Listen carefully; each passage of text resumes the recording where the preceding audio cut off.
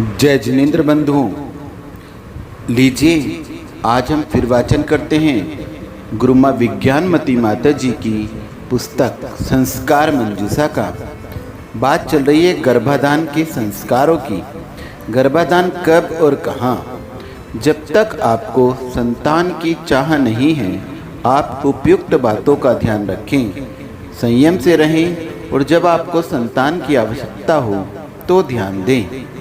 Number 1, यदि दंपति में से किसी एक की भी इच्छा नहीं है तो कभी गर्भाधान नहीं करें, क्योंकि किसी एक की भी इच्छा नहीं होने पर उसका मन हमेशा संक्लेशित रहेगा, खराब रहेगा। और जब मन खराब रहेगा तो जब कभी घर में क्लेश होता रहेगा, वाणी भी संयमित नहीं रहेगी और कायिक संयम भी नहीं रह पाएगा। वह हमेशा टेंशन में रहेगा, उसका मन हमेशा संतान के प्रति द्वेष निषेधात्मक रहेगा। इन सब का प्रभाव होने वाली संतान पर अवश्य पड़ता है, क्योंकि गर्भाधान के प्रथम समय में रजवीर्य के मिलते ही उसमें जीव आ जाता है। एक मनुष्य शरीर को धारण करने वाला जीव अपने शरीर की संरचना आरंभ कर देता है और कुछ ही दिनों में वह माता पिता आदि की चेष्टाओं को भी समझने लगता है।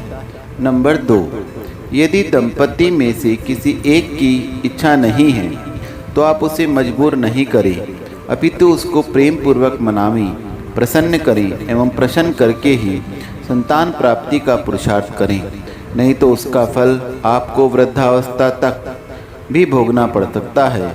आप इसमें प्रमाद नहीं करें, ताकि संतान की इच्छा नहीं होने पर भी गर्भवती हो जाने पर गर्भपात जैसे महान पाप को अपने सिर पर न लेना पड़े, अथवा गर्भ निरोधक औषधियाँ, इंजेक्शन आदि लेकर शरीर के स्वास्थ्य और सौंदर्य को नष्ट न करना पड़े, अथवा भार रूप से संतान का पालन पोषण न करना पड़े। नंबर 3, यदि स्त्री की अशुद्धि हो या पूर्ण शुद्धि नहीं हो, अर्थात 6-7 दिन तक भी शुद्धि नहीं हो तो संयम रखें। आप यह चिंता नहीं करें कि शुद्धि होने के बाद हमें संतान की प्राप्ति नहीं होगी, क्योंकि एमसी के प्रथम दिन से लेकर 18वें दिन तक स्त्री गर्भ धारण की क्षमता रखती है।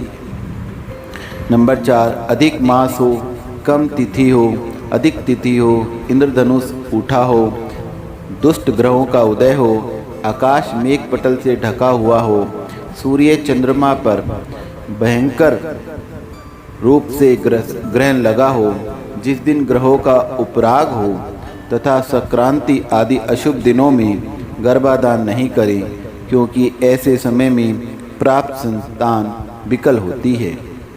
नंबर 5, पर्व के दिनों में धर्म, व्रत, उपवास, तीर्थ क्षेत्रों में गुरु के दर्शन, धर्म लाभ आदि स्थानों पर महापूजा विधान आदि के समय में गर्भाधान का प्रयास तो दूर, अपितु पूर्ण ब्रह्मचर्य का पालन करे, क्योंकि ऐसे स्थानों अवसरों में भोग करने वाला अपनी पत्नी के साथ भोग करता हुआ भी स्वदार संतोष व्रत को दूषित करता है। उस समय में प्राप्त होने वाली संतान कभी तीर्थ यात्रा करने वाली, गुरु का आदर विनय करने वाली, धर्मात्मा, सदाचारी और माता पिता की आज्ञा मानने वाली, उनकी सेवा करने वाली नहीं होगी। नंबर 6, दंपति इस बात का भी पूरा ध्यान रखें कि बार बार सहवास के बाद जो संतान प्राप्त होती है वह बलवान, बुद्धिमान और सुसभ्य नहीं हो सकती। वह काम वासनाग्रस्त, बलहीन एवं असभ्य होगी, क्योंकि बहुत समय और बहुत बार सहवास करने से संतान की प्राप्ति का मूल वीर्य शक्तिहीन हो जाता है और उससे प्राप्त संतान भी बलहीन होती है। अधिक समय तक ब्रह्मचर्य पालन करने के बाद उत्पन्न हुई संतान बलिष्ठ, दृढ़ प्रतिज्ञ, शांत एवं निरोगी होती है।